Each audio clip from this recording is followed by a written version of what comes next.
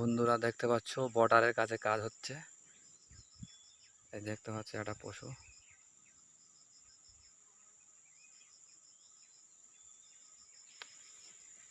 চলে যাচ্ছে।